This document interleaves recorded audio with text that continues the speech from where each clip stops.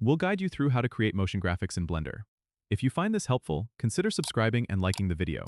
First, open Blender and start a new project. You'll want to switch to the Motion Graphics workspace, which sets up your interface for a more streamlined workflow. Next, go to the Add menu at the top and select Text to create a text object in your scene. You can adjust your text properties in the right panel under the Object Data Properties tab, where you can change the font, size, and alignment. Once your text is set, go to the Add menu again and choose Mesh and then Plane to create a background or base for your motion graphic. Scale it as needed using the S key followed by the mouse to adjust its size. Now, it's time to animate.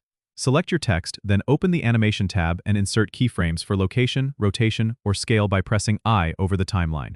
Move the timeline slider to a different frame and adjust the text position, then press I again to insert another keyframe. You can preview your animation by pressing the spacebar. For more dynamic effects, go to the Shading workspace and create materials for your text and background. Use the shader editor to add nodes like emission for glowing effects or gradient texture for colorful transitions.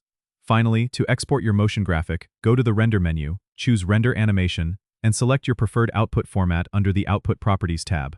Save your file and let Blender do the rest. Don't forget to subscribe and comment if this helped you out.